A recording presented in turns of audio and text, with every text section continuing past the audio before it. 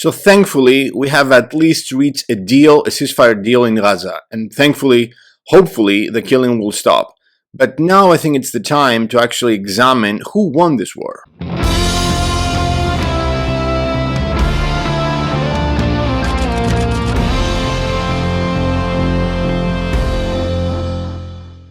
Hello everybody, my name is Stavros. I'm a professor of international relations and an advocate for democracy. This is Black Flag Media. We raise the flag for independent media and independent analysis. I'm really glad that you're here with me. I would like to discuss a little bit about this deal, but specifically about the repercussions. What does this mean? Because after 15 months of brutal war, where we saw more than 1,000 Israelis being killed and almost 47,000 people from Palestine, from Gaza, being targeted, and they were killed. Most of them were women and children. Again, 47,000 people, and their vast majority non-combatants. This was a brutal war, but thankfully we have a deal, it seems, right now. Even to this moment, the Israeli government of Benjamin Netanyahu, this guy is looking to make sure that he doesn't lose his government because he's afraid of what will happen to him after he loses immunities. He has been, his personal life is actually being targeted by the judiciary of Israel. You know, his own dealings, political dealings, but also his lifestyle choices, along with his wife Sarah Netanyahu, is also being audited and maybe even indicted in the future. Who knows? So this guy, his first priority is basically to not lose his job. So, but it seems that there's no more room for maneuver anymore. He cannot avoid this deal. Both U.S. presidents, Joe Biden and the incoming Trump administration, have been exerting immense pressure. So I think that's it. But let's try and understand what happened 15 months into the fighting. This was a war between Israel and basically Hamas. There were other organizations fighting in the Strip, like the Palestinian Islamic Jihad, a smaller organization, also allied with Hamas, and I would say more directly controlled by Iran. But at the end of the day, it seems that it was Hamas versus Israel. But not only Israel. I would say that it was other countries supporting Israel in this fight. Obviously, the U.S. providing the Israelis with the necessary weapons to bombard and carpet bomb Gaza. Today, Gaza is a no man's land in many ways. It's we have a ceasefire deal, which speaks about the people of Gaza returning to their homes. There's nothing to return to. Everything is in rubbles. So notwithstanding that, it seems that many countries supported Israel, not only the US and the UK, obviously France as well. Germany also obviously supporting, along with Italy, with weapons. The UAE, Saudi Arabia, all of them clearly backed Israel and in this war, politically, diplomatically, in many ways. And sometimes they took direct part in some specific war crimes that the Israeli government perpetrated. So let's see the deal, and because we're trying to find out who actually won. So the deal, according to the mediators, the U.S., Egypt, and Qatar, it seems that there's going to be a release of Palestinian prisoners for the exchange with the Israeli hostages that Hamas took on their October 7 attack last year. So interestingly, there's going to be a release of almost 1,000 Palestinian prisoners from Israeli jails, while the 100 people that have been left in Gaza, Israeli people, will be also released and exchanged. Interestingly, we're going to be seeing many Palestinian prisoners, including those who have been in prison for decades and are convicted for life terms. Not only that, I'm pretty sure there's going to be some people who participated in the October 7 attacks, Hamas members. They're also going to be released. So this tells people from Hamas that you can do this attack and maybe you can get away with it. So the messaging here is pretty clear, and it's not to Israel's benefit. People participating in this attack, the October 7 attack by Hamas, also are included in this prisoners exchange. So it seems that in this regard, Hamas and future militia fighters, whatever you want to call them, they get the message that, if you succeed, you can fight inside Israel we can abduct people, and if we hold on, we can free you, even if you're imprisoned, arrested, and imprisoned. So this is a bad message for Israel. So in this regard, I would say that this is a big win for Hamas. Also, interestingly, there's the concept of the hidden goal of the Israelis, which was the ethnic cleansing of Gaza from Palestinians. We have seen from the very beginning, even some development companies, some construction companies, some real estate companies talking about how the Gaza Strip will be, cleansed by Palestinians. There were the concept of pushing them over across the border to Egypt from Rafah, from the Philadelphia corridor to Egypt, and then Egypt could basically host them in the Sinai Peninsula, and this great piece of land in the Mediterranean will become a great tourist attraction. We will develop this land. There were many advertisements also from Israeli real estate companies. This was the unclaimed, the unstated goal, to cleanse. This is ethnic cleansing. Again, I'm not talking about genocide, I'm talking about ethnic cleansing. The International Court of Justice has taken upon itself to tell us whether there was genocidal purposes here. But we are looking regarding the ethnic cleansing aspect. And this is something we are monitoring. But it seems that this was the unstated goal, to ethnically cleanse the land from any Palestinian. This was something that they tried. It seems that they failed. The Israelis didn't succeed into making this happen. So this was also something that I would say one of the main goals of Benjamin Netanyahu was that, to free the land for more settlers. And this was not successful. So the unstated goals, I would say, the Israelis failed. Also, one stated goal was to free and return the hostages. I would say that this was successful. Basically, they did manage to free some people themselves. The Israelis, unfortunately, they killed some of their hostages themselves when they tried to free them. Some Israeli hostages, they managed to free themselves. They were running towards the Israeli army inside the Gaza Strip, and the Israeli army thought that they were militias, Hamas fighters, and they killed them by accident. Some other hostages have been they died because of the bombardment by the Israelis. So there's part to blame here as well.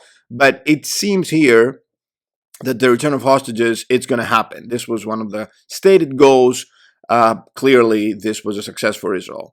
So we have an unstated goal, which is ethnically cleanse the land. This didn't happen because the Palestinian people resisted. It seems that they managed to endure and persevere. And then the stated goal of returning the hostages, I would say that we can give that to the government of Netanyahu. Also, another stated goal was to smash all resistance groups and destroy Hamas and the Palestinian Islamic Jihad, etc. They did manage to decapitate, specifically, Hamas with the assassination of Ismail Haniyeh and Yahya Sinwar, but it seems that you cannot kill a movement. You cannot assassinate an ideology. The problem is political. It doesn't have to do anything with Hamas. You may have another organization with a new name in the future. It doesn't matter if there is injustice. If there's no two-state solution, you cannot defeat this, I would say, militaristic outlook of some people inside the Strip against their occupiers, simply being that they're being considered an occupying force, so you cannot smash the resistance. So the Israeli officials said that we will defeat Hamas completely. They did not, and it's impossible to defeat them. Even if you eradicate them and if you ethnically cleanse everybody from Gaza, this movement will live on, in the Palestinian diaspora abroad. They may target again Israeli people, even through terrorist attacks like in Israeli synagogues or Israeli embassies and consulates abroad. This is not the way. This is not a solution. You cannot eradicate some political ideology with bombarding and killing and maiming people. You have to have a political solution, specifically a two-state solution. So this also, I would say, it was a clear loss. Also, the clear win was to end the axis of resistance. Defeat Iran, its nuclear program. Reorder the region with Israel at the top.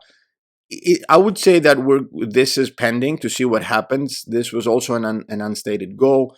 They did manage to, dethrone Bashar al-Assad in Syria. It seems that Israel played a big part in that front.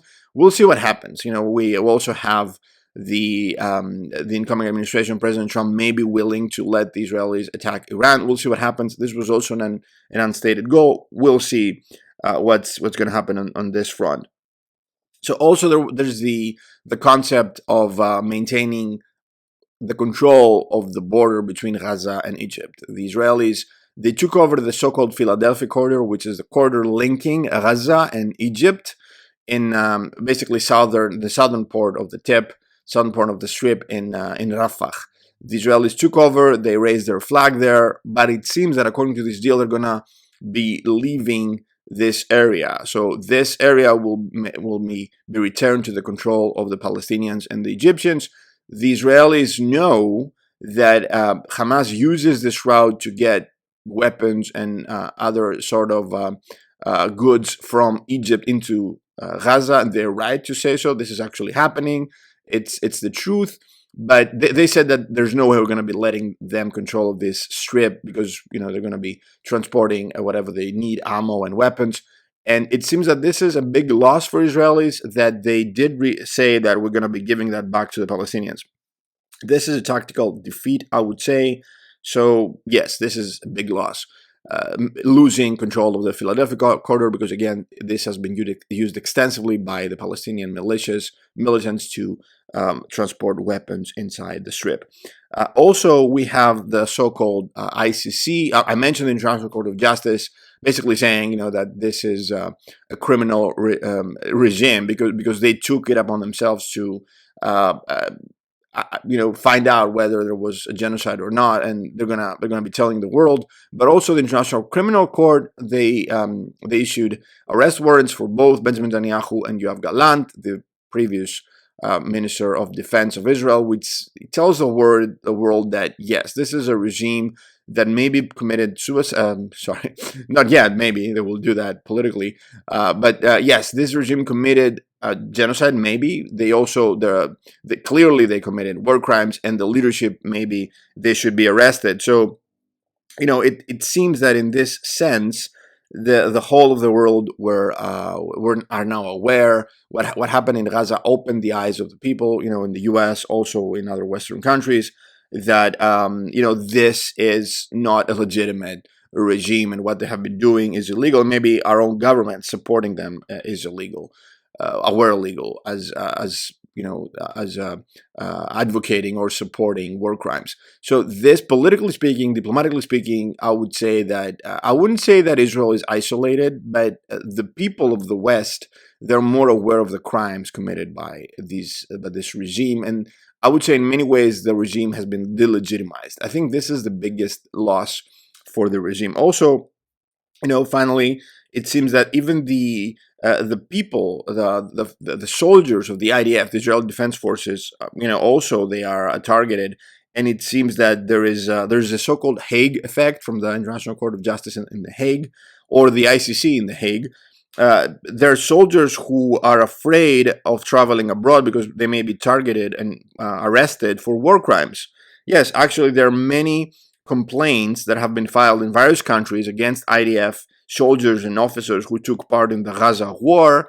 And yes, the International Criminal Court is basically saying that there's a risk for soldiers traveling in Europe. So the so-called Hague effect, because of all of these indictments against Israel and its leadership, it seems that there are some countries like Spain, for instance, or Ireland, that they're saying that they're monitoring who took part and where, because there were IDF soldiers getting pictures after bombarding hospitals or schools, and they are targeted. And now there's a list of people, there's a list of countries that apply universal jurisdiction, and they're saying that you guys can travel whatever you want, but this can lead to your arrest. So maybe it's not easy to fly anymore for some soldiers, And now the IDF is saying that make sure that you're not posting anything, that you are traveling to friendly countries. So this is really, really difficult for people. And again, the IDF is not only the professional soldier, everybody's a soldier in Israel.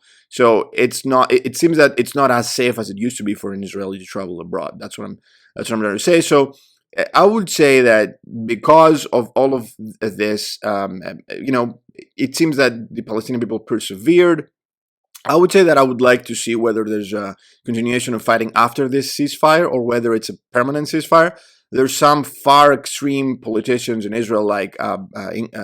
Smotrich and Ben Gavir. They're saying that we should resume fighting after the prisoner exchange. If this happens, I would say that because Hamas will lose any diplomatic card that they had, which is the hostages, and they're really decimated militarily. So I would say that this would be a win for Israel. But if the fighting does not resume after the prisoner exchange, I would say that this is a major win for the Hamas or the so-called resistance movements inside Gaza, because again, the main point is that there was no ethnical eradication of the Palestinians in Gaza, no ethnic cleansing. There was the major loss of the Philadelphia corridor by the Israelis, and also the major political damage and the damage control that the Israelis have to do now globally, especially for the Western public opinion. So again, if there is no win, specifically through the resuming of the fighting, I would say that this is going to be I would say that this is going to be a win for the people in Gaza. I don't know what you guys think. Let me know down in the comments. If you did like this video, like and subscribe, because there's going to be more videos like this coming. Again, guys, thank you for watching. Keep raising the flag, and I'll see you in the next one.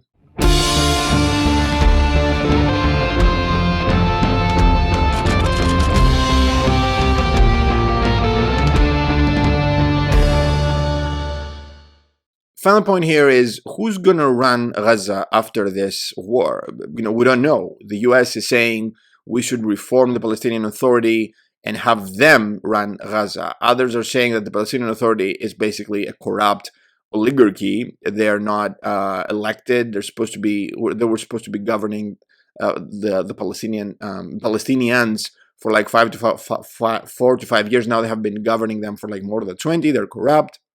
So maybe they should be disbanded. We should go back to the Palestinian Liberation Organization, something like that. Nobody knows who's going to run Gaza. This is also important to understand and find out who actually won. If there's no agreement and there's business as usual, and resistance groups also remain in control, again, this will mean that this was a win for said resistance groups.